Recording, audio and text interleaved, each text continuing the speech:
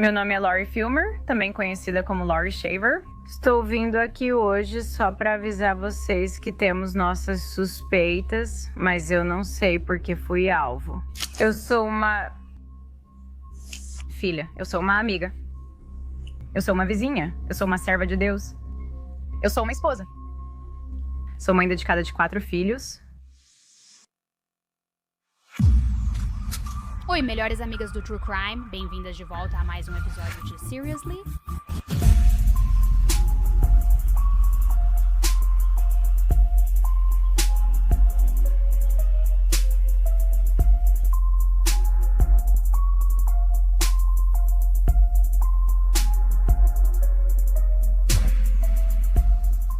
Oi, pessoal, bem-vindos a mais um episódio de Sarah Lousley. Eu sou sua apresentadora, Annie Elise, e estou aqui para analisar mais um caso de True Crime para vocês. Agora, se você é novo no podcast e está ouvindo pela primeira vez, deixa eu te explicar rapidinho como funciona o Sarah Lousley. Eu sei que é um nome complicado e difícil de pronunciar, pode confiar. Aqui gosto de discutir esses casos de forma mais descontraída, como se conversasse com uma amiga, irmã ou sua melhor amiga de True Crime, seria uma honra ser essa pessoa para você. Mas assim, de um jeito menos clínico e frio, que é como eu sinto que muitas vezes esses casos são discutidos. Cresci vendo 60 Minutos, Dateline e documentários, e ainda assisto, mas sentia falta de algo mais próximo, como conversar com alguém sobre esses casos, tipo minha irmã no sofá ou uma amiga me contando as novidades. Então aqui a gente fala das coisas de um jeito um pouco mais casual. Eu falo as coisas como eu vejo mesmo. Falo sobre os sinais de alerta, como se fôssemos amigas conversando. E o caso de hoje, tá? O que eu vou contar pra vocês hoje é bem louco. E eu senti que era tipo um filme do Lifetime quando ouvi falar sobre isso pela primeira vez. E pode muito bem virar um, ou com certeza vai virar um no futuro, mas isso só mostra o nível de descontrole que as pessoas podem chegar, tá? Quero que você imagine isso por um momento, tá? Imagine que sua amiga desaparece de repente. Enquanto isso, o marido conta várias versões sobre onde ela foi, com quem estava e o que ocorreu. Então, de repente, bum, uma grande evidência numa pista vira tudo sobre o caso de cabeça para baixo. Gente, tem uma reviravolta no final que aposto que ninguém espera. Eu mesmo não esperava. É um caso tipo montanha-russa, melhor eu ficar quieta. Vou direto ao ponto, preparem-se para muitas reviravoltas. Então, em novembro de 2015, Mike Shaver desapareceu sem deixar rastros. De repente, ele desapareceu enquanto estava em casa com Lori, sua esposa, e os filhos, Isabel e Aiden. Agora, Lori diz que o desaparecimento dele aconteceu depois de mais uma discussão entre os dois, e essas discussões estavam acontecendo com bastante frequência. Aparentemente, era como se o casamento deles estivesse desmoronando. Era uma longa sequência de discussões, e então de repente aconteceu mais uma. E no calor de tudo isso, Mike simplesmente saiu da casa deles em Claremont, na Flórida, simplesmente saiu e nunca mais olhou para trás. Essa foi a última vez que Lori, Isabel e Aiden veriam ou ouviriam falar dele. No início, Lori pensou que Mike voltaria talvez não de imediato, mas um dia. Mas à medida que as semanas se transformaram em meses, a realidade começou a se instalar. Mike tinha ido embora para sempre. Então Lori fez a única coisa que podia fazer. Ela começou a seguir em frente. Ela queria continuar e viver a vida dela. Mas recomeçar não foi fácil para ela, pois em 2015 Lori e Mike já tinham mais de 30 anos. Eles estavam juntos há mais de 2 décadas. Recomeçar após 20 anos não é fácil. O relacionamento deles começou bem antes do casamento e dos filhos.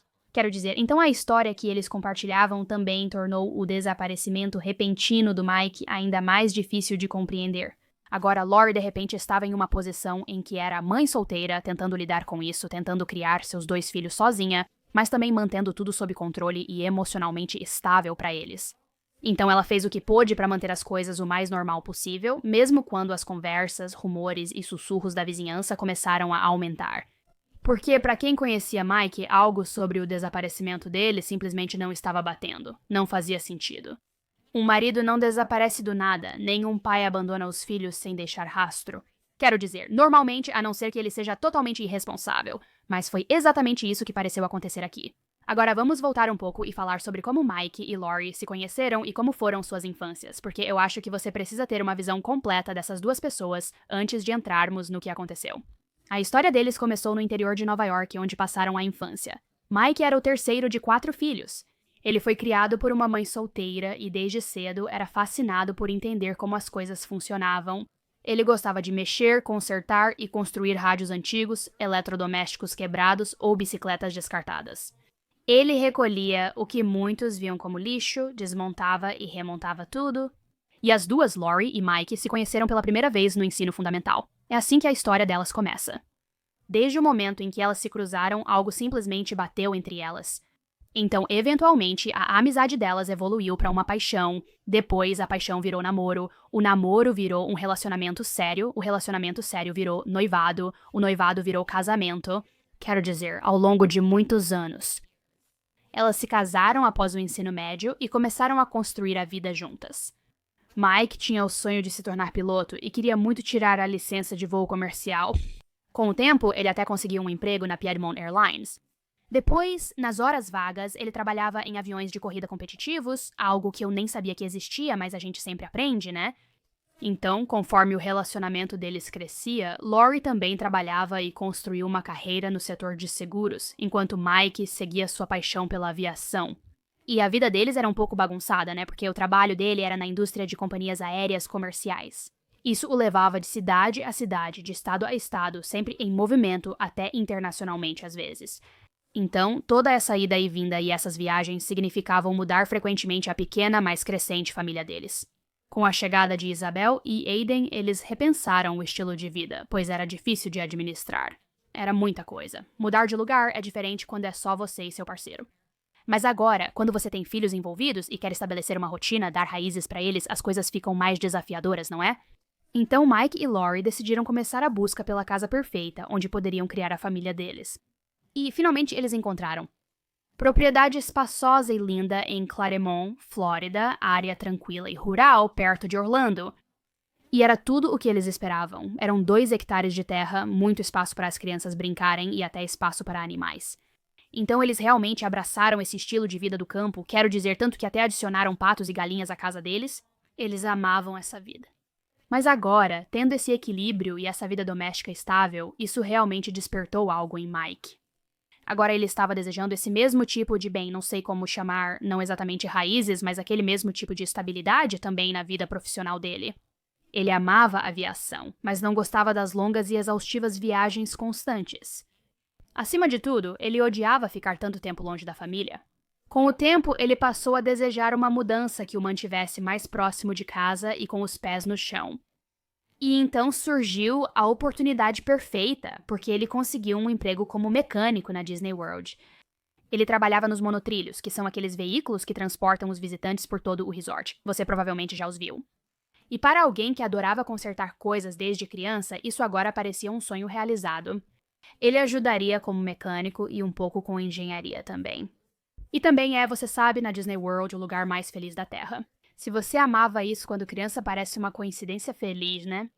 Então, para o mundo exterior, Mike e Lori tinham construído uma vida que muitas pessoas invejariam.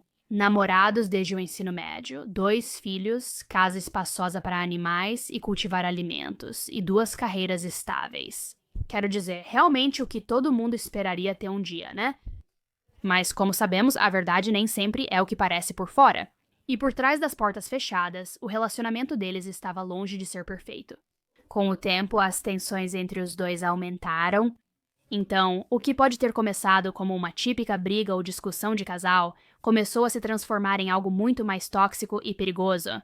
O casamento deles foi marcado por discussões intensas, acusações e até momentos de violência. Tanto que Lori confidenciou às amigas que Mike era fisicamente abusivo com ela.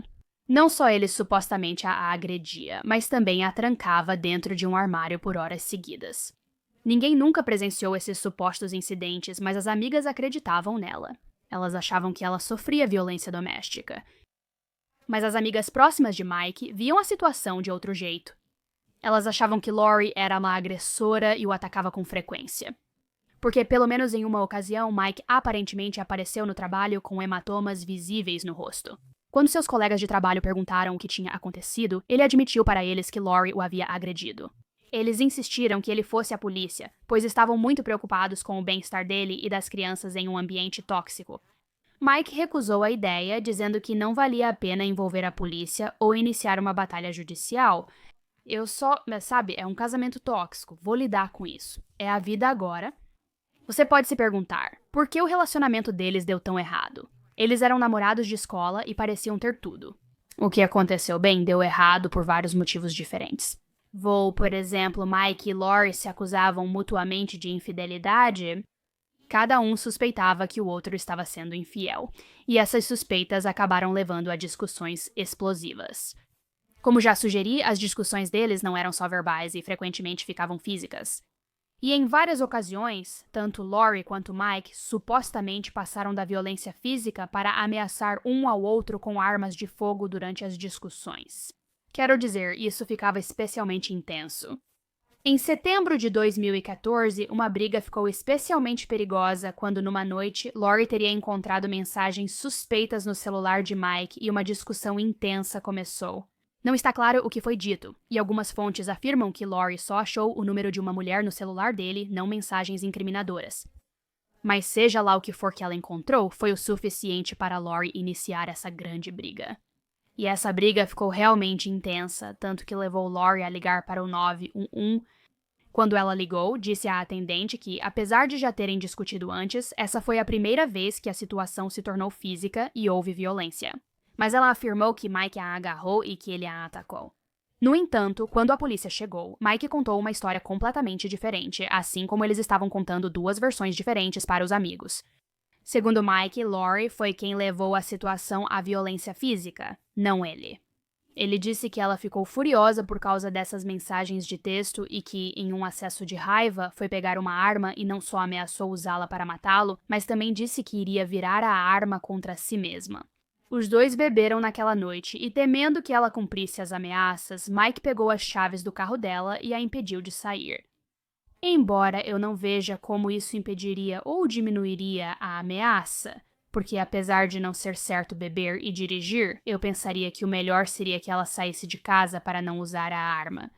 De qualquer forma, ele pegou as chaves dela e isso só piorou.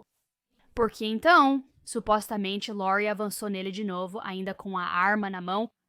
A partir daí, os dois começaram a lutar. Durante a briga, Mike disse que Lori o atingiu na cabeça com a arma, quase como se usasse o cabo, causando um corte profundo e sangrento. Lori, porém, disse que apenas atingiu a mão de Mike, o que fez com que ele acidentalmente batesse a própria cabeça. Eu não fiz isso. Seja como for, um vizinho fotografou os ferimentos de Mike após a briga, mostrando um corte profundo com muito sangue, que não parecia casual, acidental ou auto-infligido. Enquanto isso, Lori parecia relativamente ilesa. Apesar de tudo, ao ser entrevistado pelos policiais, Mike admitiu que agarrou Lori apenas para contê-la quando ela tentou pegar a arma, e não para machucá-la. Porém, essa admissão já bastou para que a polícia o prendesse por violência doméstica. Ele confessou tocá-la e foi preso. Mike aceitou um acordo judicial que o incluiu em um programa de intervenção para julgamento de 12 meses. Ele terminou o programa em 6 meses, não 12, e as acusações foram retiradas. Ainda assim, a juíza emitiu ordem de restrição entre ele e Lori, obrigando Mike a deixar a casa que compartilhavam. Então, sem ter para onde ir, Mike passou a morar em um hangar de avião. Várias fontes afirmaram que o hangar de avião era no trabalho dele, mas pelo que sei, não há hangar de avião na Disney World. Talvez eu esteja perdendo algo. Pesquisei, mas não achei uma resposta definitiva. Agora, como mencionei antes, Mike realmente competiu em uma equipe de voo competitiva, então, por causa disso, outras fontes dizem que ele estava ficando no hangar da equipe dele, o que também faz um pouco mais de sentido pra mim. De qualquer forma, ele morou lá um tempo, dormiu entre aviões, usou chuveiros do vestiário, comeu refeições de micro-ondas na sala de descanso e se virou. Eventualmente, porém, Mike acabou voltando pra casa. E, infelizmente, isso meio que virou um padrão no casamento deles. Lori o expulsava, ele morava no hangar um tempo, depois voltava, faziam as pazes e tudo recomeçava num ciclo sem fim. Era sempre a mesma coisa, e durante os períodos em que Mike não estava morando em casa, quando ela o expulsava e ele ficava no hangar, começaram a circular rumores de que Lori estava saindo com outros homens nessas épocas. Amigos e vizinhos contavam a Mike sobre visitantes frequentes, e ele chegou a sobrevoar a casa deles de avião para ver se havia carros desconhecidos na garagem. Admito que, sem avião, já dei voltas de carro em relacionamentos tóxicos para checar se havia outros carros ou se eles estavam com outras garotas. Sei que parece coisa de garota louca, mas nos meus 20 anos eu era assim. Vou ser direto. Vocês são meus amigos e sempre fiz essas voltas de carro. Agora, pegar um avião e sobrevoar de avião... Isso é outro nível, mas não posso negar que faria se tivesse um avião aos 21 anos, talvez fizesse. Embora ele fosse, claro, bem mais velho, mas você entende o que eu quero dizer. Então, ele sobrevoa, vendo se há algum carro desconhecido e no fim ele confrontou Lori sobre os boatos. E quando ele fez isso, Lori deixou sua posição bem clara. Ela podia sair com outros homens durante a separação, mas Mike não podia sair com outras mulheres. E ela até avisou que, se ele fizesse isso, nunca mais poderia ver os filhos deles. O que eu não sei como alguém pode realmente argumentar e achar que tem algum mérito nisso. Como você diz, posso ver outros homens, mas você não pode ver outras mulheres? Isso soa meio hipócrita. Isso não faz muito sentido, né? Na primavera de 2015, durante uma das separações, Mike começou a sair com uma colega de trabalho chamada Kendall. E quando Lori descobriu sobre esse relacionamento, ela ficou furiosa. Ela encontrou o Facebook da Kendall e enviou várias mensagens ameaçadoras seguidas. Vou te expor como destruidora de lares. É melhor não mexer comigo. Fique longe do meu marido, indo pra cima dessa garota. Ela chegou a denunciar o relacionamento ao Recursos Humanos da Disney, esperando que Kendall tivesse problemas no trabalho por fraternização. Não sei se ele era o chefe dela ou o que, mas ela fazia de tudo. E ela foi além, elevando isso a outro nível. Ela até pegou fotos da página pessoal do Facebook da Kendall. Fotos que, na cabeça da Lori, ela considerava como inadequadas. E ela enviou essas fotos para o Departamento de Recursos Humanos da Disney também, argumentando que, sabe, a Kendall não é o tipo de pessoa que vocês gostariam de ter representando a marca de vocês. Ela não deveria trabalhar na Disney, não é inocente ou pura. Vejam essas fotos. Eu diria que a Disney leva muito a sério seus funcionários e a reputação deles, acho que você pode dizer isso. Eu tinha uma amiga que trabalhava na Disney, mas não era no parque, e sim em um restaurante no Downtown Disney, onde são super rigorosos. Tenho certeza de que você já ouviu falar sobre os dedos Disney. Se não ouviu, basicamente significa que você não pode usar apenas o seu dedo indicador para apontar para alguma coisa. Se alguém perguntar onde é o banheiro, você não pode só apontar e dizer ali. A regra é sempre usar 2 dedos, pois é mais educado. Pessoal, sei que isso pode ter soado pior do que eu queria, mas esqueçam essas ideias. Você precisa falar se é por aqui ou por ali, tipo no Chick-fil-A, que eles têm um jeito específico de dizer como mesmo. É um prazer, independente do que você diga, como obrigada. Então, eu meio que entendo onde ela queria chegar com isso, mas também não sei se isso vai ter muito peso, mas enfim. E o assédio dela não parou só na Disney. Lori também conseguiu encontrar o número de telefone da avó de Kendall. No meio da noite, ela ligou para a avó às 3 da manhã, exigindo saber onde Kendall morava. Basicamente falando assim, vovó, me diz onde Kendall mora. Eu preciso saber o endereço dela. Totalmente fora de si, né? Uma vez, Mike ligou para Kendall, pedindo que ela estacionasse em outro local para o trabalho, pois Lori iria de carro para o estacionamento habitual. Ela estava a caminho da Disney e estava com uma arma, e ele estava preocupado que ela fosse fazer alguma loucura com Kendall. Nesse ponto, quero dizer, acho que você tem que encarar e simplesmente se divorciar. Na minha opinião, não tem como salvar um casamento assim. Novamente, não que eu defenda o divórcio, mas poxa, né? Quero dizer, se você está preocupada que alguém vai cometer um assassinato, talvez seja melhor não ficar com essa pessoa. E embora nada significativo tenha resultado das ameaças de Lori, o assédio constante realmente cobrou seu preço. Em maio de 2015, Kendall se cansou e terminou com Mike. As ameaças constantes e a interferência de Lori simplesmente se tornaram demais para lidar. Mais uma vez, a história se repetiu. Após o término, Mike voltou para casa com Lori e seus 2 filhos e tentou salvar o casamento. O relacionamento tóxico deles afetou não só os 2, mas também, imagino, os filhos. Também impactou amigos e familiares próximos. Quero dizer, com o tempo, ele foi ficando cada vez mais distante das pessoas que amava. A família dele, de outro estado, tentou visitá-lo várias vezes, mas os planos sempre falhavam. No último minuto, Mike ligava para eles e dizia, sabe, que não era um bom momento agora. Vocês podem visitar em outro momento, sempre citando a Lori como o principal motivo, dizendo que ela insistia que eles precisavam focar no casamento e que essas visitas da família seriam apenas uma distração. Então, com o passar do tempo no casamento deles, Mike parecia cada vez mais isolado, completamente preso nesse relacionamento que estava ficando cada vez mais fora de controle. Quem conhecia Mike e Lori não se surpreenderia com o divórcio deles. Alguns até disseram que era provavelmente a melhor decisão para mim. Em 7 de novembro de 2015, Mike e Lori foram a uma exposição local de tratores com o colega e amigo Frank Merritt. Alguns membros da família do Frank também foram a essa exposição, e desde o momento em que chegaram, Frank percebeu que havia tensão entre Mike e Lori. Você já esteve em uma situação assim, em que você é tipo o vela ou está em um grupo e tem outro casal, e você sente que, ok, eles devem ter acabado de ter uma briga enorme antes de chegar, ou a tensão está tão forte que dá pra cortar com uma faca? Situação bem desconfortável, né? Especialmente se você já foi esse casal.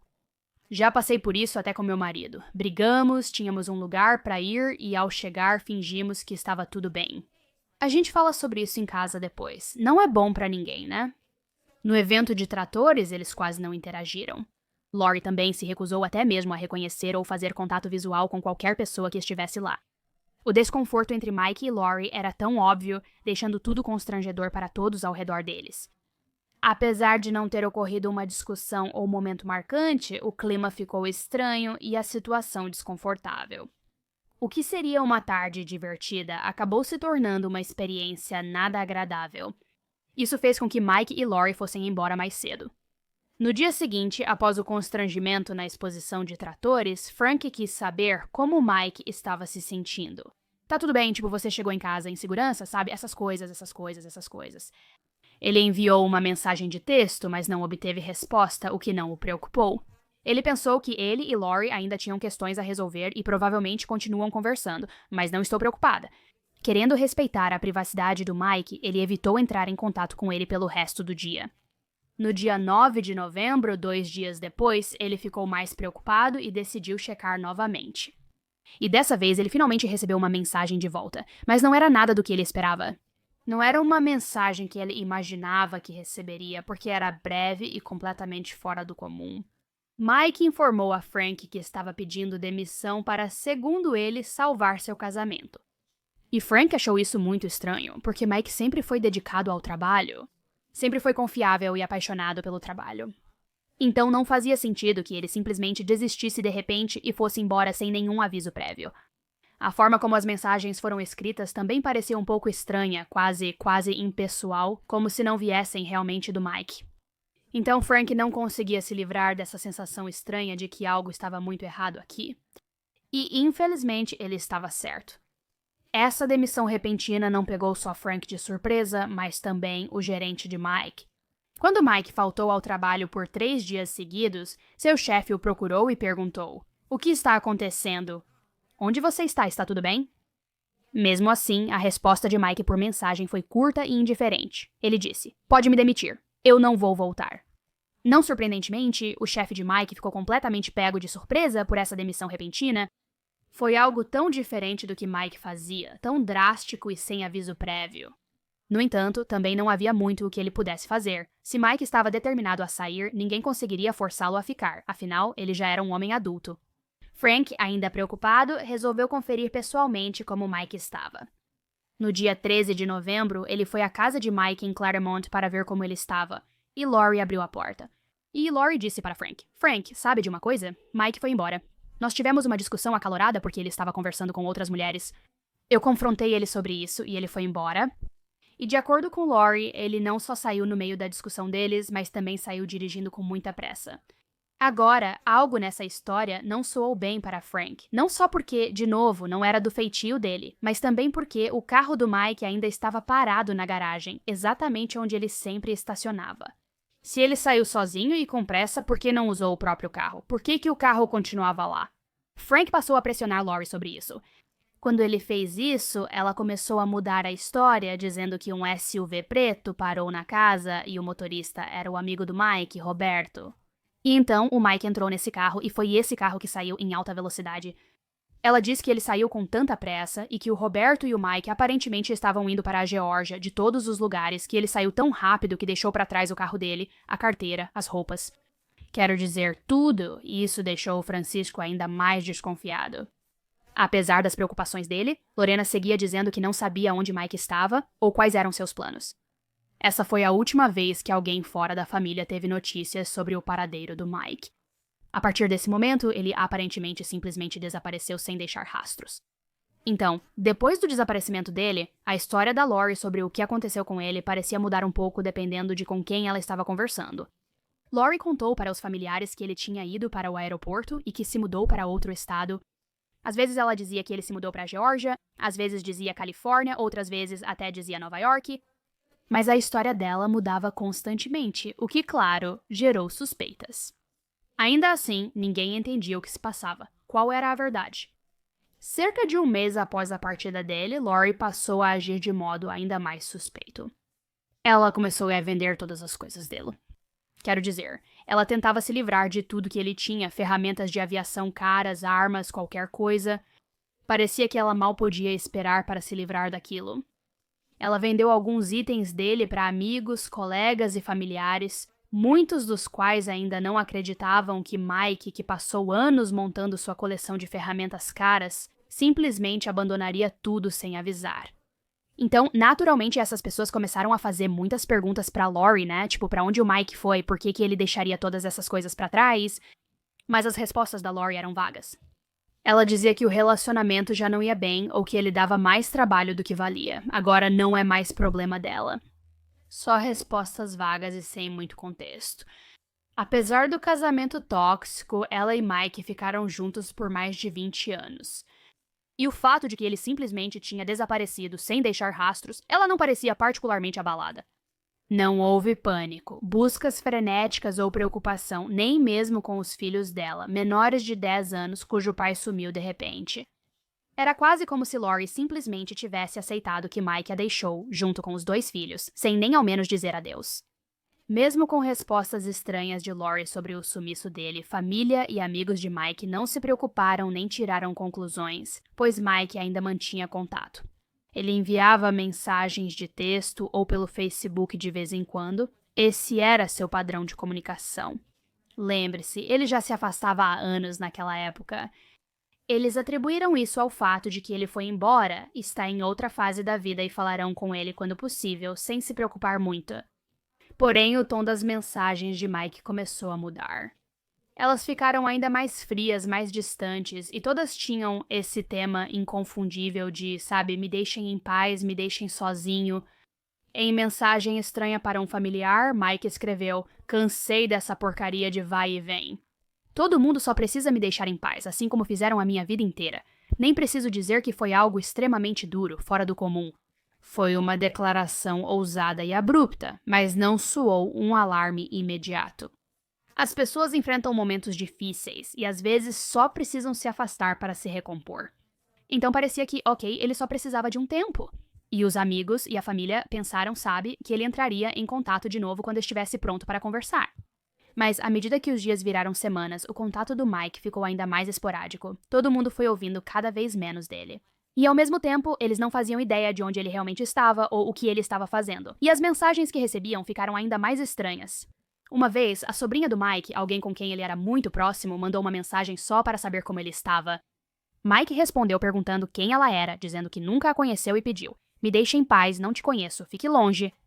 Em outro momento, Mike enviou uma mensagem ao irmão. Tentei ligar para a mãe. Ela mudou de número?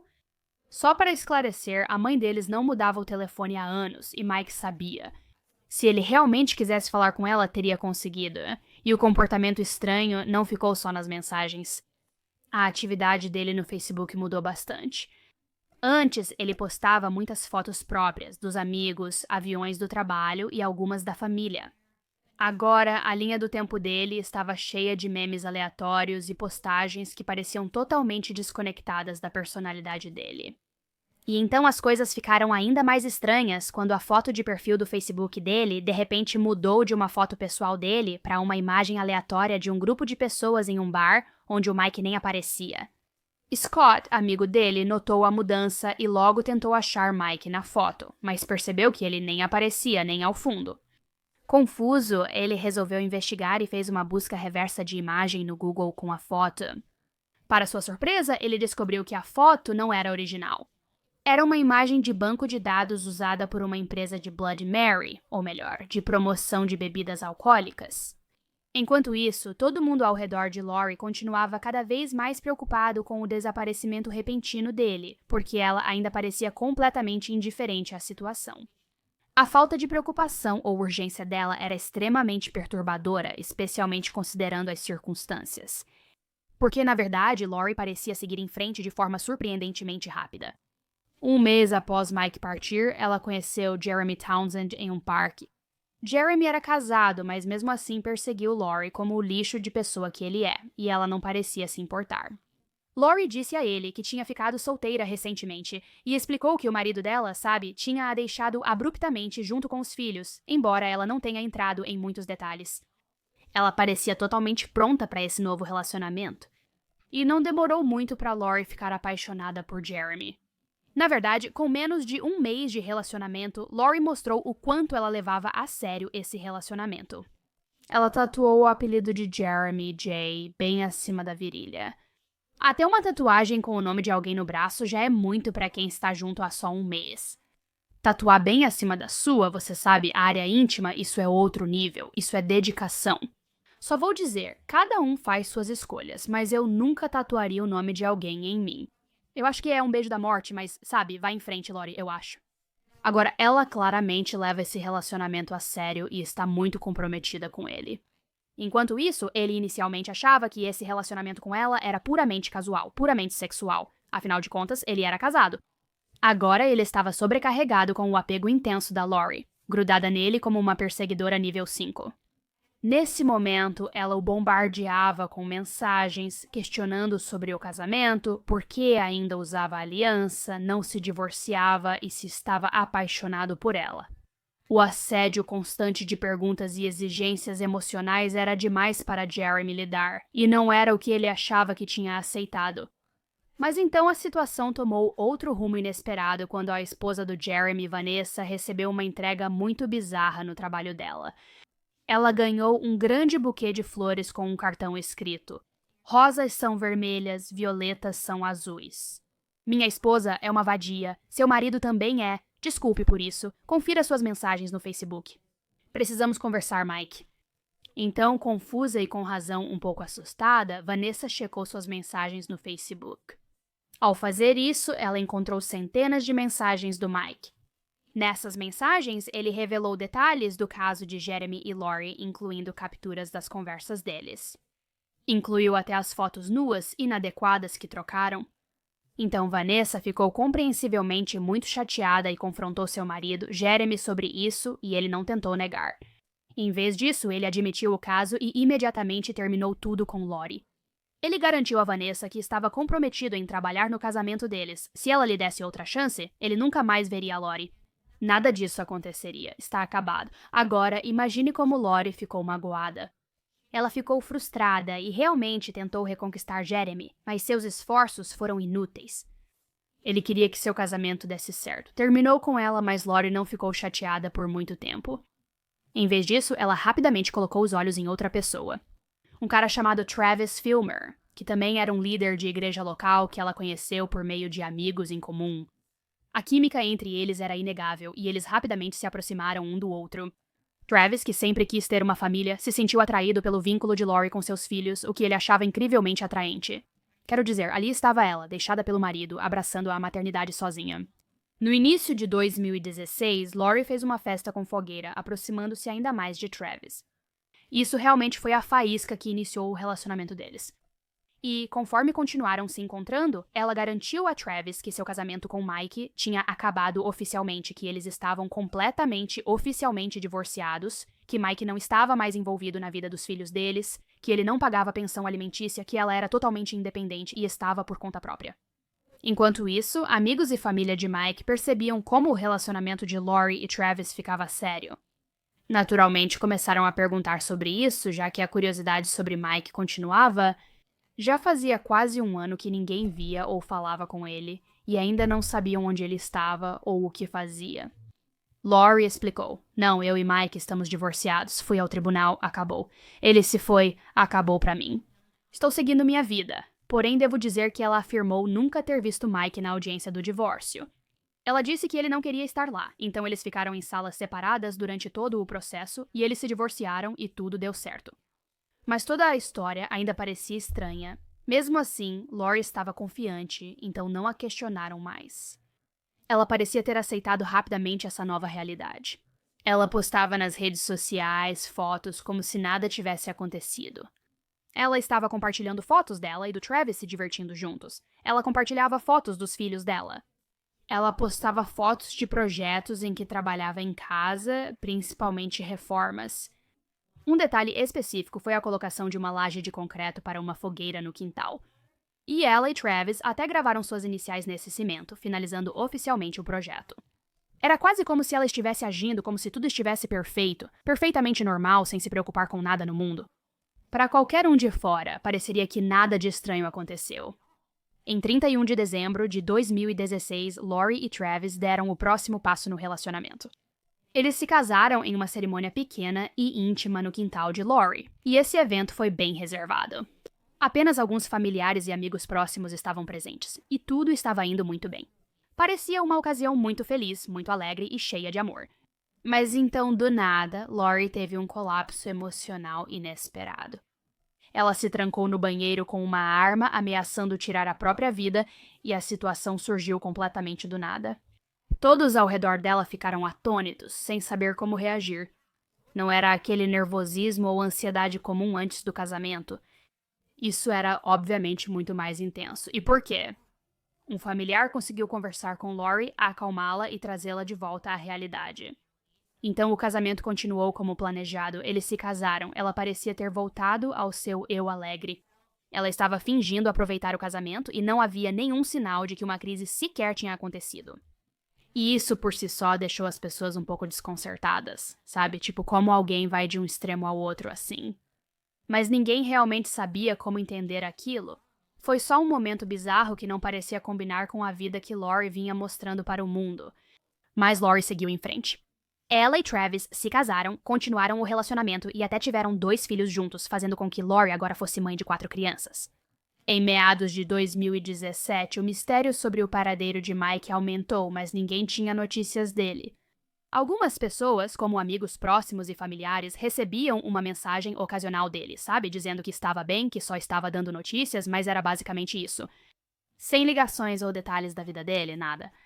Lori, no entanto, começou a criar toda uma nova narrativa sobre o desaparecimento dele, porque agora ela dizia que ele não sumiu e não a deixou para seguir sozinho, mas que na verdade ele estava perseguindo ela.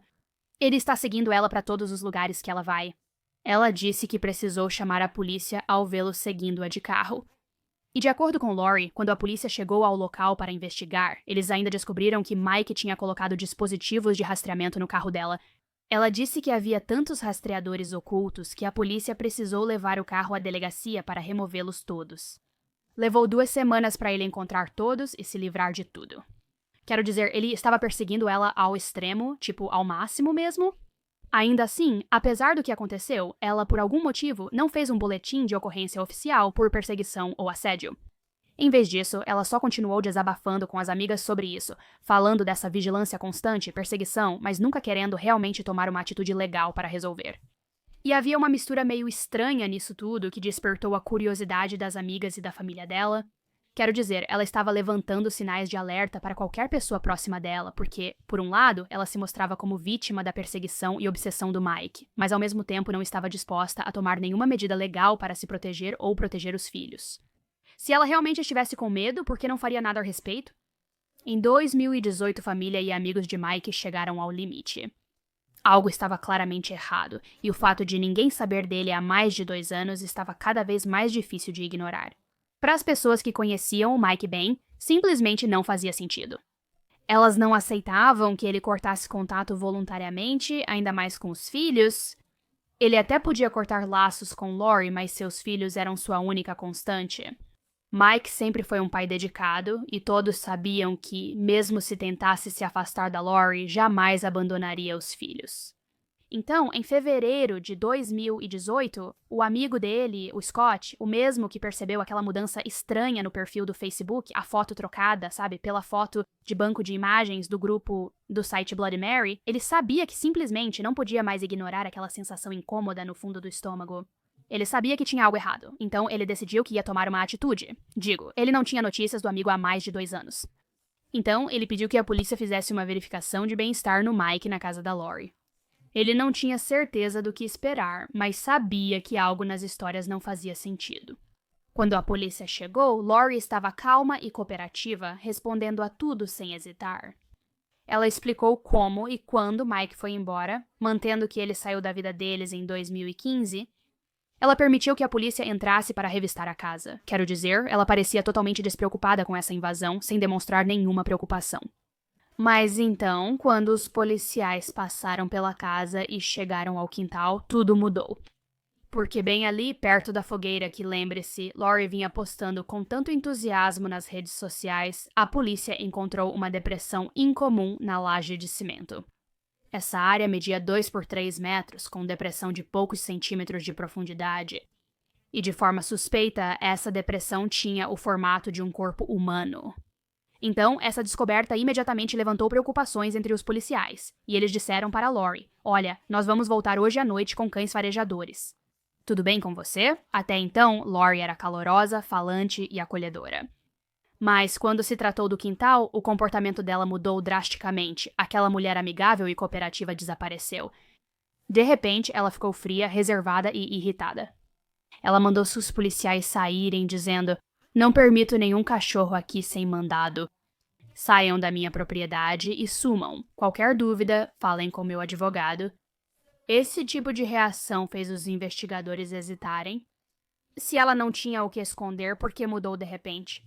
Por que ela estava totalmente tranquila, aberta e disposta quando eles estavam dentro da casa e de repente se tornou, sabe, essa pessoa rude e defensiva assim que eles foram para o quintal? Eles perceberam algo errado e conseguiram o mandado.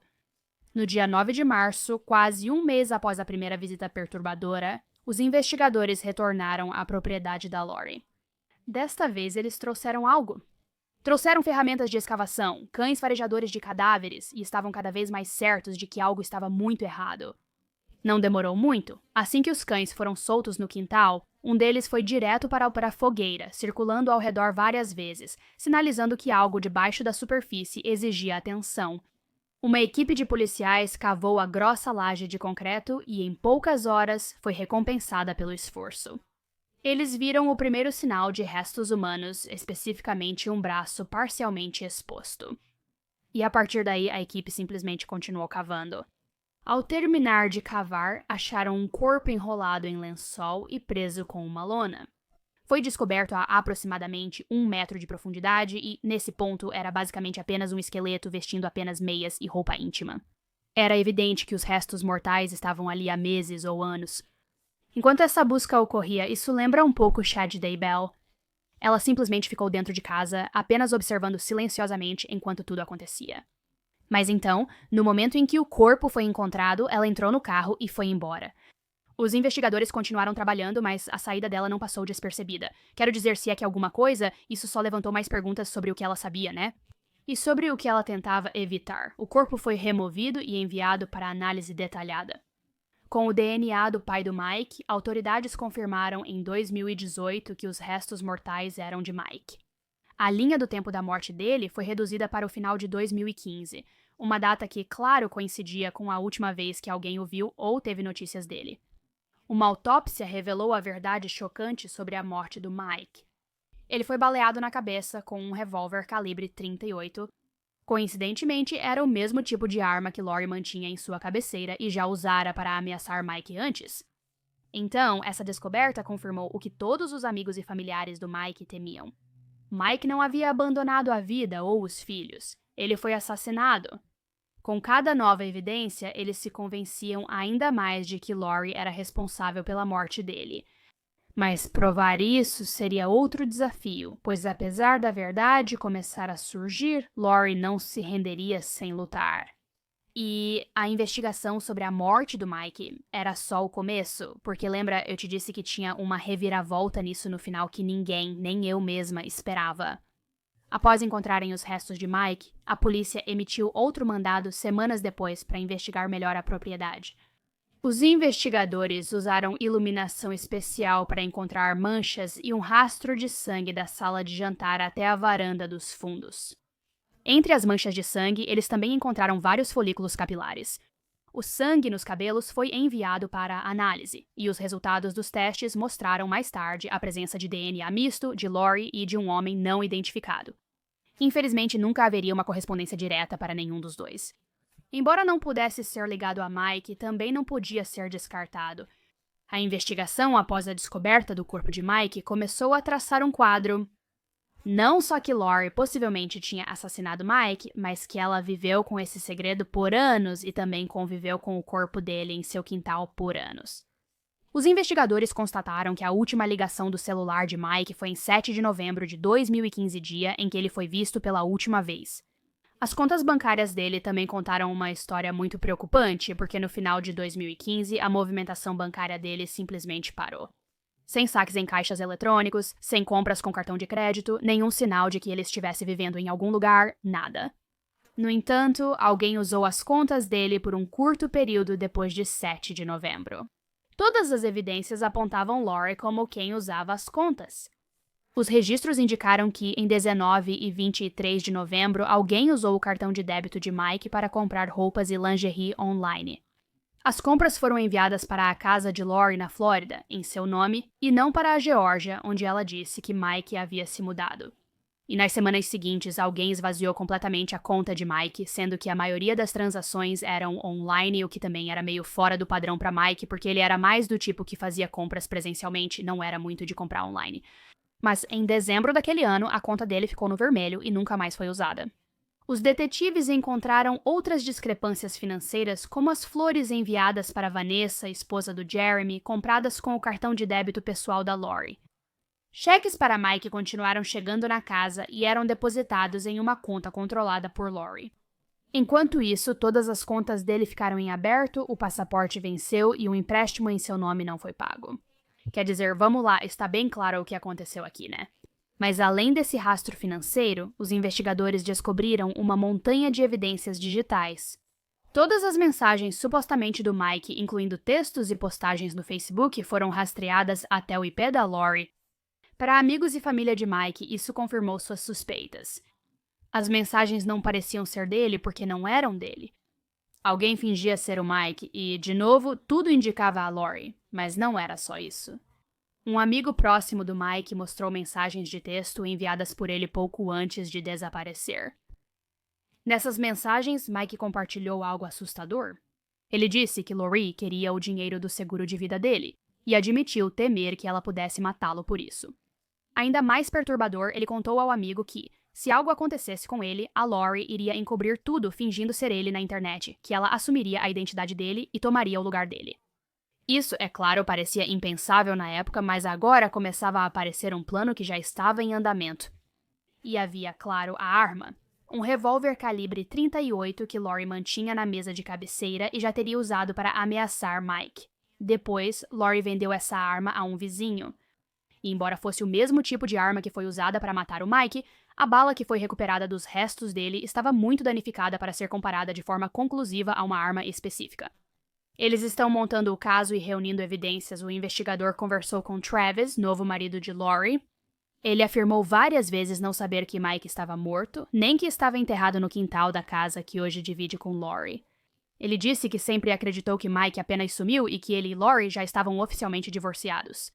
No entanto, quando a polícia investigou os registros, não foi surpresa nenhuma que eles não encontraram nenhum indício de que um divórcio tivesse sido registrado.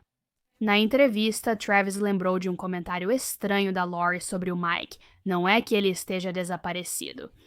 Ele já não anda mais por aqui. Na época, Travis não levou isso ao pé da letra. Ele só achou que era o jeito dramático da Lori de dizer que o Mike tinha saído das vidas deles para sempre. Isso despertou a curiosidade dos investigadores, que também acharam outro detalhe estranho. Travis e Lori nunca se casaram legalmente. Quero dizer, apesar de terem feito aquela cerimônia de casamento no quintal da Lori, não havia nenhuma certidão de casamento oficial registrada. Ao ser questionado, Travis justificou: escolhemos não oficializar por motivos financeiros. Esse foi o único motivo.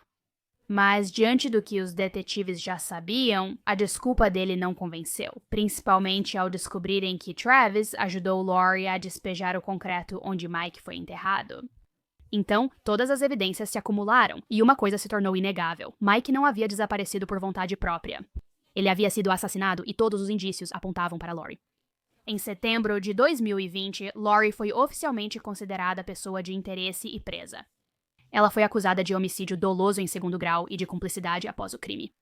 Mas essa história estava longe de acabar porque, como você está prestes a ouvir, o foco mudaria e a culpa seria colocada em outras duas pessoas que ninguém jamais imaginou.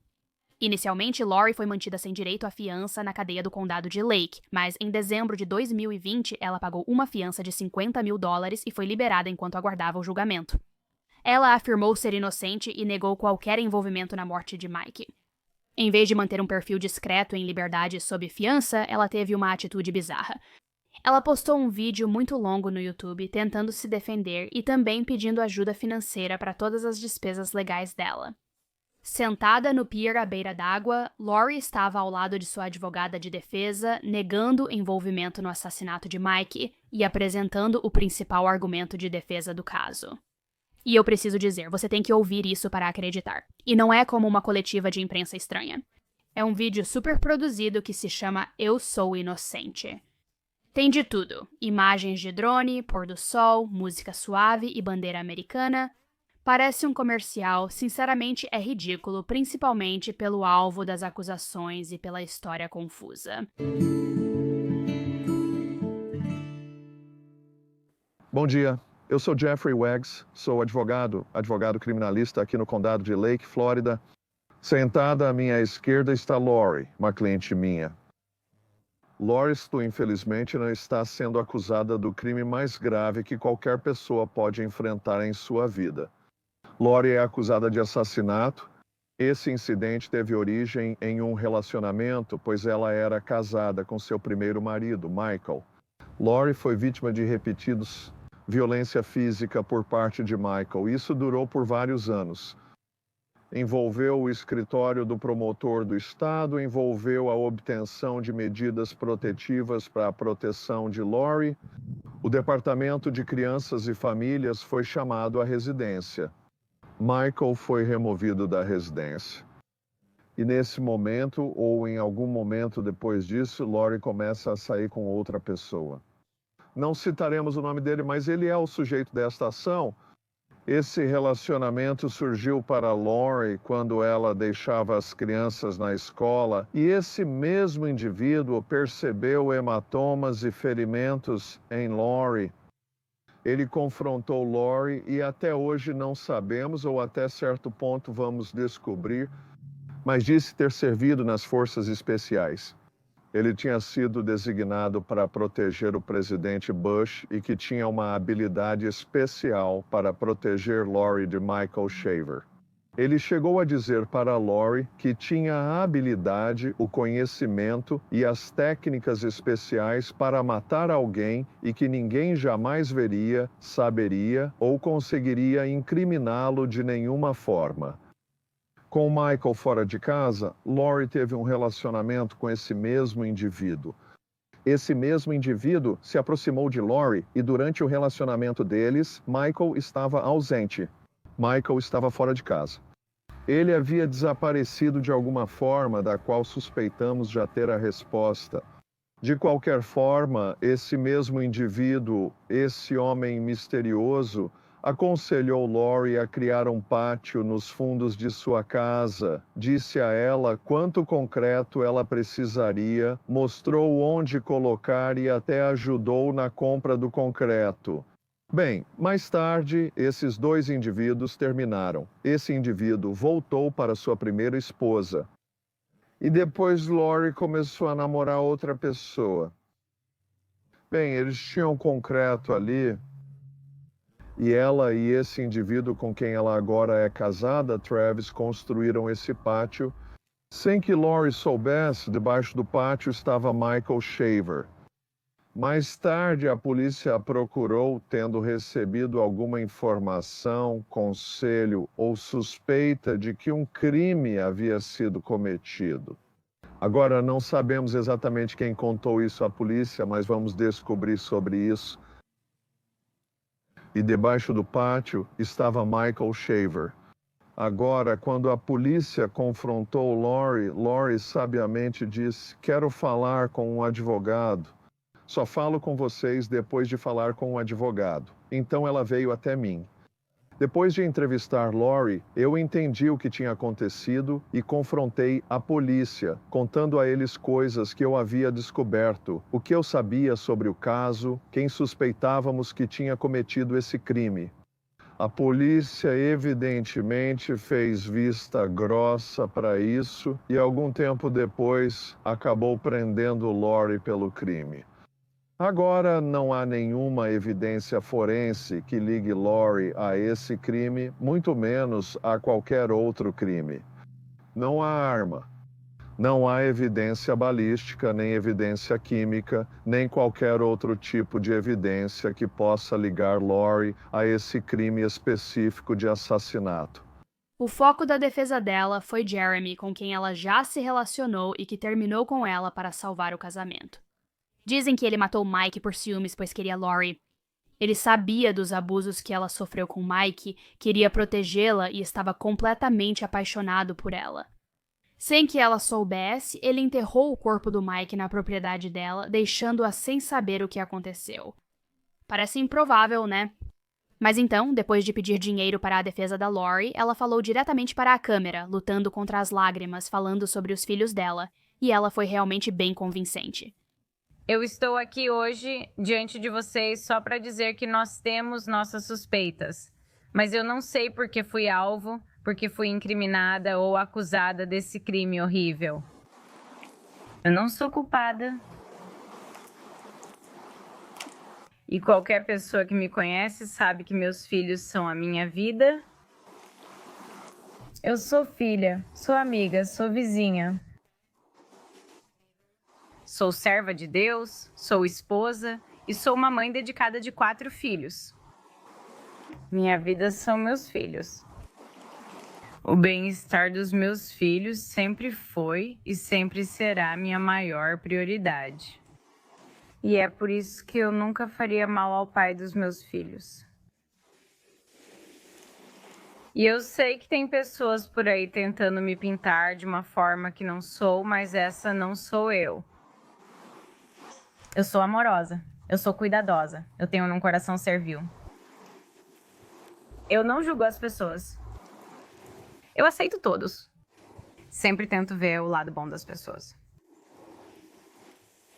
E agora, estou enfrentando algo que eu nunca imaginei ser possível. E por isso, né, hoje eu venho até vocês. Minha família e eu estamos implorando, pedindo a sua ajuda para provar minha inocência neste caso. Sem vocês, nós não temos condições financeiras para pagar os honorários do meu advogado. Posso te dizer que não sou culpada. Eu não tive nada a ver com o assassinato de Michael Shaver, nem tinha conhecimento de que o corpo dele estava enterrado de cueca. Construímos um espaço de convivência com fogueira para reunir família e amigos e passarmos tempo juntos. Depois as coisas ficaram quietas por anos e a equipe dela se preparava para o julgamento. Então, em 2023, o caso ficou ainda mais chocante. Pois em vez de só culpar Jeremy, os advogados dela entraram com uma petição dizendo que não foi Jeremy quem puxou o gatilho. Foi a filha dela. Eles alegaram que a filha de 7 anos de Lori, Isabel, tinha atirado em Mike. Segundo a petição, Isabel presenciou anos de abuso entre os pais. E em um momento de medo, enquanto Mike supostamente estava espancando e ameaçando matar Lori, ela agiu. A alegação contradizia completamente tudo o que havíamos ouvido antes. Isabel foi interrogada várias vezes pela polícia ao longo dos anos e nunca mencionou essa versão. Mesmo assim, a defesa de Lori afirmou que Isabel queria testemunhar, então um juiz pediu uma avaliação psicológica para decidir se ela poderia. Nessa época, Isabel já era adolescente e seu julgamento começou em setembro de 2024. A defesa dela retratou Mike como um marido abusivo e violento, alegando que Lori era a vítima. Ela sofreu anos de traumas físicos, emocionais, mentais e até abuso sexual causados por ele. Eles a descreveram como uma mulher maltratada, vivendo com medo e fazendo de tudo para sobreviver ao relacionamento tóxico. E além de tentarem destruir o caráter do Mike, eles também apresentaram uma linha do tempo totalmente contraditória, argumentando que Mike, na verdade, não tinha sido morto em novembro de 2015, sabe? Mesmo com todas as evidências sugerindo isso, mas sim que ele foi morto em maio de 2016, 6 meses depois de supostamente ter desaparecido. Sobre o tiro, disseram que Mike e Lori discutiam intensamente e a situação ficou física. Em certo momento, Mike teria imobilizado Lori, batendo nela e pressionando o pé em seu pescoço. Então, enquanto ela lutava debaixo dele, a filha dela de 7 anos apareceu, interveio e quis salvar a vida da mãe. Segundo a defesa de Lori, Isabel sabia onde a mãe guardava a arma. Então ela correu para dentro, pegou a arma na mesa de cabeceira de Lori e voltou a tempo de atirar na cabeça de Mike com quase perfeita precisão. Tenho que dizer, isso já é difícil para um adulto, imagine para uma criança de 7 anos, e a defesa não parou por aí. Eles ainda alegaram que, em seguida, Jeremy, o namorado, chegou à casa pouco depois que Isabel disparou o tiro. E por razões que nunca foram explicadas, ele tirou a arma dela e atirou em Mike uma segunda vez para garantir que ele estava morto.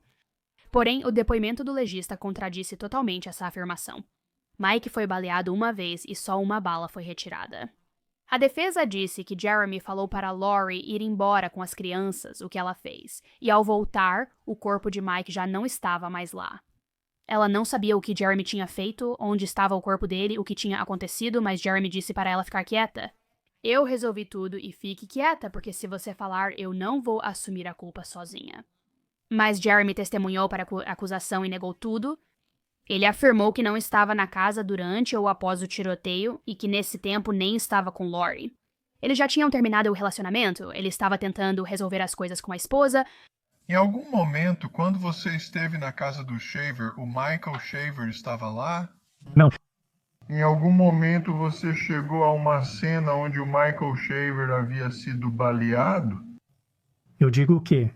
Você esteve na casa do Shaver ou em outro local onde Michael Shaver foi baleado? Não? Em algum momento você esteve envolvido em algum tipo de altercação com Michael Shaver? Não. Em algum momento você atirou ou feriu Michael Shaver? Não. Em algum momento você esteve envolvido no descarte do corpo de Michael Shaver? Não. E depois que o caso foi exposto, o que aconteceu com o seu único supercurso? Eu terminei. Então, no dia 12 de setembro, Isabel, que agora tinha 15 anos, subiu ao banco das testemunhas e contou o lado dela da história. Ela relatou ao júri sobre o relacionamento dos pais e que já os viu brigando várias vezes. Acontecia com bastante frequência. Eles pelo menos discutiam e brigavam feio, praticamente todos os dias. Mas chegava a esse ponto algumas vezes por mês, não era algo raro de acontecer. Acontecia com frequência. E por causa desses acontecimentos, talvez eu já tenha feito essa pergunta antes. Você sentiu necessidade de tentar proteger sua mãe de alguma forma? Sim, senti. Você via sua mãe como uma vítima durante esses acontecimentos? Sim. Aqueles que respondem que aconteceram, para você isso se tornou uma resposta natural e automática. Você falou sobre o sentimento dentro de você, sobre a necessidade de proteger sua mãe. Isso se tornou algo automático dentro de você? Sim, se tornou. Crescendo, quero dizer, sim, eu sempre assumi o lugar da minha mãe. Eu faria, sabe, tudo o que eu pudesse fazer. Depois, ela contou que viu uma briga violenta entre seus pais na varanda dos fundos da casa em 2016. Ela diz que ouviu a mãe gritar por socorro, correu ao quarto dela, pegou a arma na cabeceira, voltou onde brigavam e atirou no pai. Ela testemunhou, abre aspas, eu peguei a arma dela e voltei pra fora, fui até a porta. A porta já estava aberta, ele ainda estava com minha mãe no chão chutando ela e eu atirei nele. Mas havia várias inconsistências nessa história. Isabel nunca tinha mencionado ter atirado em Mike em nenhuma de suas entrevistas com a polícia ao longo dos anos. Foi só agora, durante o julgamento, quase uma década após o desaparecimento de Mike, que ela de repente começou a afirmar que foi ela quem puxou o gatilho. O depoimento dela tinha outras contradições, até na data. Ela afirmou que o tiro aconteceu em maio de 2016, o que, lembre-se, foi 6 meses depois do desaparecimento dele em novembro de 2015. Parecia que ela tentava proteger a mãe nesses momentos. Seu depoimento foi, no mínimo, instável. Você sabe de alguma coisa sobre a morte do seu pai? Sei, sim. Você sabe de alguma coisa sobre como seu pai morreu? Sei, sim. Você poderia contar ao júri? Então, era um dia de aula, e me desculpe. E ele... Primeiro, vamos relaxar, vá devagar. Certifique-se de que o júri entenda os acontecimentos, ok? Ok, era uma manhã de escola. Eu e meu irmão nos arrumávamos para a escola. Ele estava afastado de casa há um tempo, pois tinha sido expulso. E eu e meu irmão estávamos em quartos separados. Nós já estávamos praticamente prontos para a escola. Eu estava tomando meu café da manhã e assistindo televisão. A gente tinha umas mesinhas de plástico nos nossos quartos e eu estava assistindo televisão e ouvi uma discussão. Inicialmente, eu achei que era a televisão, mas aí pensei, não, isso não é a televisão. Então, meu quarto, era o meu quarto, aí tinha um banheiro e depois um quarto extra. E todos eles eram conectados, pelo banheiro. Era quase como um pequeno caminho. E então eu ouvi, as brigas e os gritos e tudo foi ficando mais intenso. Então eu fui. Quando eu estava lá, eu passava por ali para tentar dar uma espiada. E eu abri a porta do quarto de hóspedes. E na frente da porta do quarto de hóspedes ficava a sala de jantar. E na frente da sala de jantar havia uma porta de vidro, uma porta de correr de vidro. Então eu abri a porta do quarto de hóspedes e eu fiquei lá parada e vi meu pai. E ele não deveria estar lá. E minha mãe e meu pai, estavam brigando. E minha mãe foi sair da discussão, sair da varanda. Eles estão lá fora, na varanda. E ele puxou ela pelo braço e a puxou para o colo dele, numa das cadeiras da varanda. Ele a segurou e ela disse: "A gente pode resolver, vamos dar um jeito nisso. Vai ser diferente." Ele disse: "Não, não vai ter próxima vez. Não tem como resolver." E a empurrou no chão. Ele empurrou ela no chão e começou a chutar a barriga e as costas dela. E então ele pegou o outro pé e colocou do lado do rosto dela. E ela estava gritando. E ele estava dizendo que não ia ter outra vez e que dessa vez ele ia matar ela. E eu ouvi minha mãe gritando por socorro, obviamente. E então ele colocou o pé na lateral do rosto dela e pressionou contra o chão. E eu não ouvi mais ela. Desculpa. Então eu fui para o quarto da minha mãe. Fui até a mesinha de cabeceira dela. Eu peguei a arma dela. E eu voltei e fui até a porta. A porta já estava aberta. E ele continuava segurando e chutando minha mãe no chão. E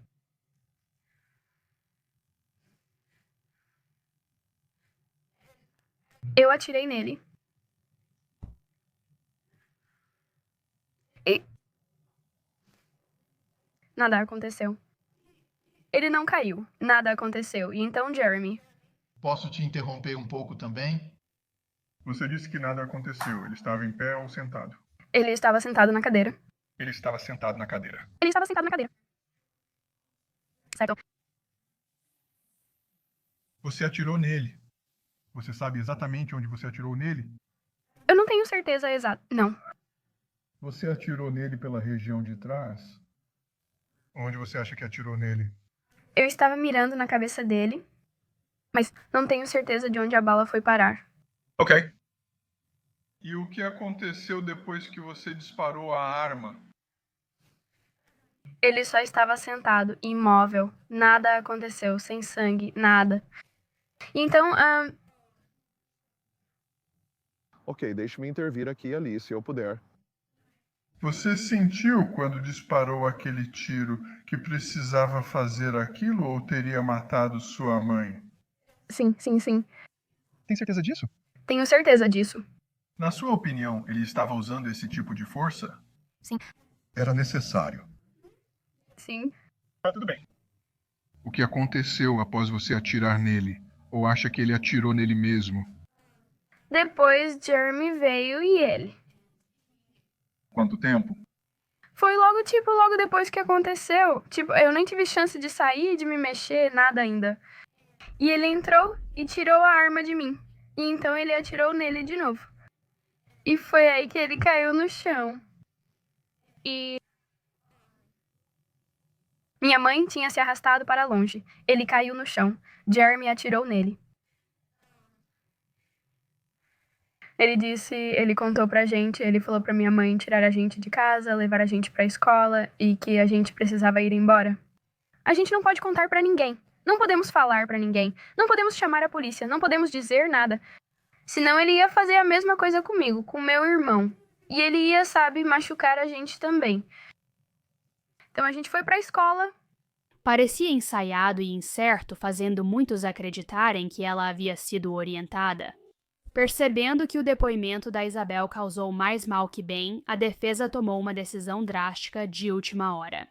No dia seguinte, Lori, que originalmente nunca iria depor, subiu ao banco das testemunhas.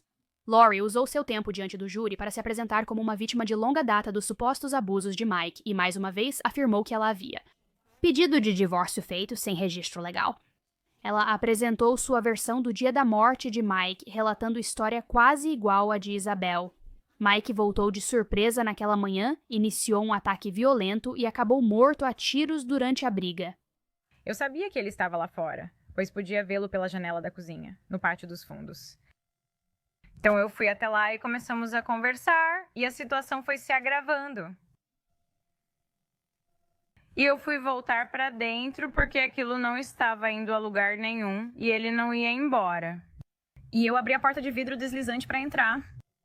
E quando eu fiz isso, ele pegou meu polegar e o bateu contra a porta de vidro deslizante. Ficou uma marca do meu polegar naquela porta de vidro deslizante. Ele agarrou meu braço e me puxou para sentar no colo dele.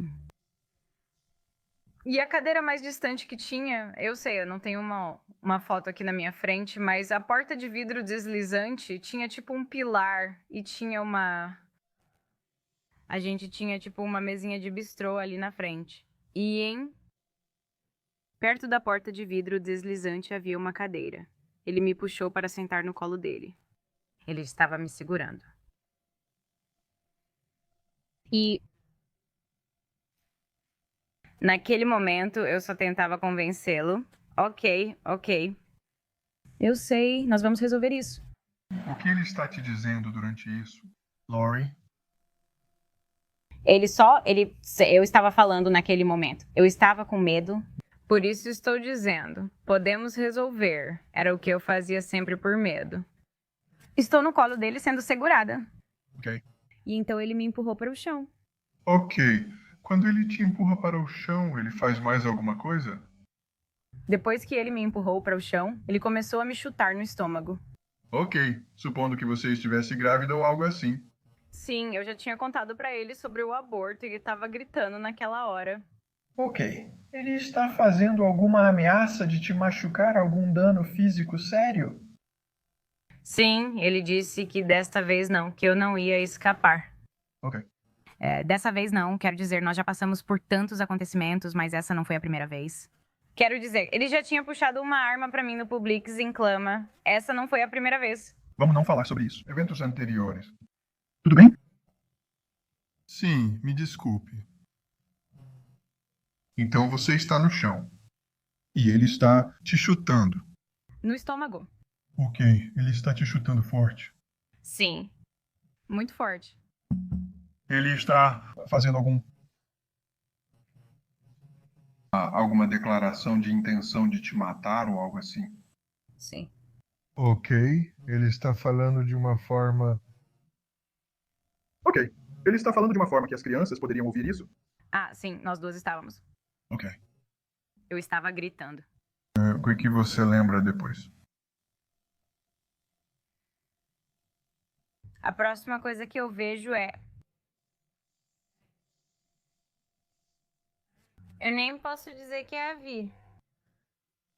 Eu mais ou menos ouvi isso. E então acho que já a vi. Quando você diz ela, a quem você está se referindo? Isabel, Isabel. O que é que Isabel faz?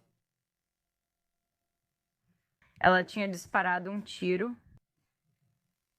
Agora, quando a Isabel dispara esse tiro, você vê onde ele atingiu o Michael ou o que?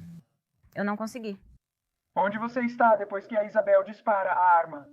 Eu ainda estou no chão. E o Michael?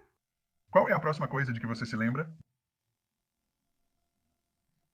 A próxima coisa de que me lembro é de ver o Jay. Jeremy. E ouvir o tiro praticamente ao mesmo tempo. Demora muito entre uma coisa e outra? Isabel atirando com a arma. Não. Pareceu uma eternidade. Eu me lembro de olhar pra ela. Você já tinha saído do chão? Não. Não. Eu não tinha. Miguel ainda estava na cadeira.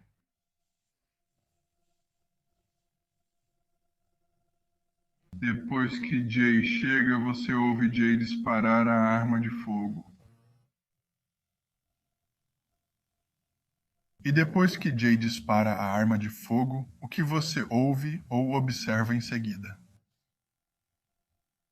Bem, nesse momento eu comecei a me arrastar para longe, mas Michael caiu para a frente da cadeira. Para frente na cadeira? Fora da cadeira?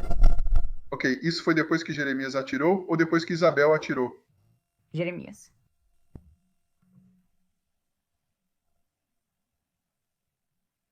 Depois que Jeremias faz aquele arremesso e para Miguel, o que acontece depois disso?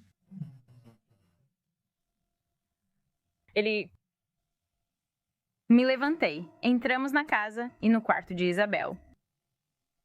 E Quem está com a arma nesse momento? eu não estou. Eu não me lembro dele estar com a arma. Eu não sei. Ele foi o último a ficar com a arma. Eu não sabia o que ia acontecer depois disso, mas eu queria tirar as crianças dali. E o único lugar para onde eu podia levá-los era a escola. Não era tão longe assim. Então você leva as crianças para a escola, volta para casa. Miguel está lá? Não. Não. O Jay está lá? Não. Não. Não. E nós tivemos uma conversa com Aiden, lembro disso. Ele claramente ouviu a confusão. E ele não sabia o que aconteceu. Ele não viu, pois estava no quarto dele, do outro lado da casa. E eu tinha acabado de dizer pra ele: seu pai foi embora por muito, muito tempo. E insinuei que ele ia pra cadeia.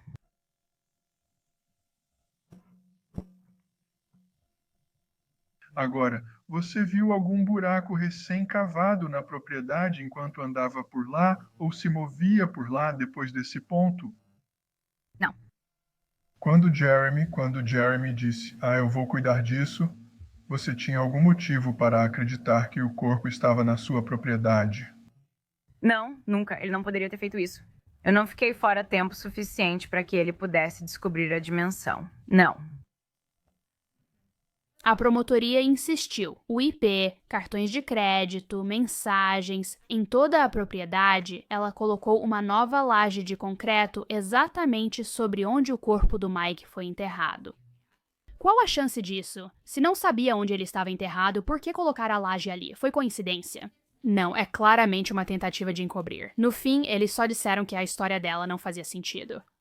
Mensagens falsas, rastro de dinheiro e o projeto de concreto, tudo levava à mesma conclusão. Lori matou Mike e passou anos tentando encobrir isso. Em 13 de setembro de 2024, após 4 horas de deliberação, o júri considerou Lori culpada de homicídio doloso em 2º grau com arma de fogo.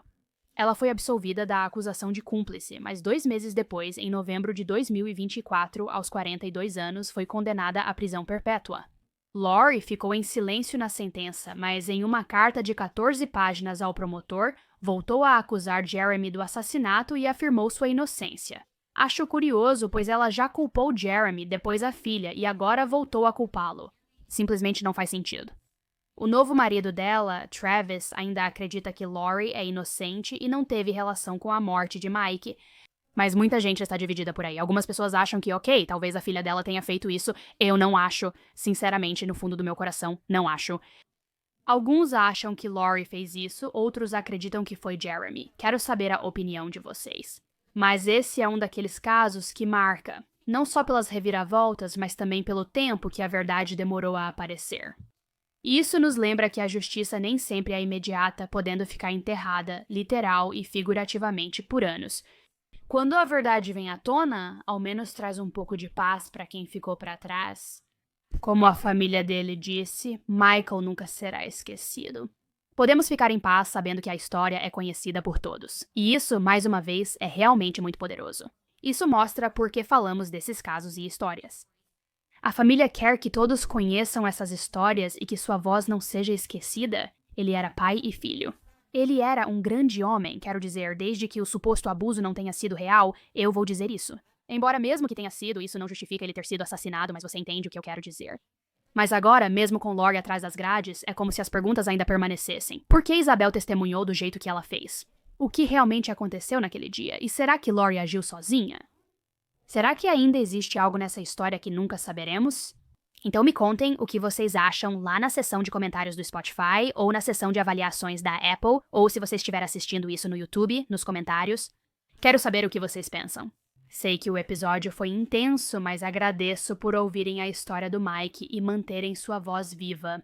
Vamos ver se ouvimos mais da Lori. Faz pouco tempo que ela foi sentenciada, então imagino que sim. Fiquem ligados. Obrigada por acompanharem. Tenham uma ótima semana. Eu volto com vocês na quinta-feira com os destaques das manchetes, onde vamos conversar sobre tudo o que está acontecendo esta semana no True Crime. Volto com vocês na próxima segunda para uma análise. Até lá, sejam gentis, não matem pessoas. Repitam comigo, já conhecem meu novo mantra, só se divorciem, certo? E mais, fiquem seguros. Tchau, gente.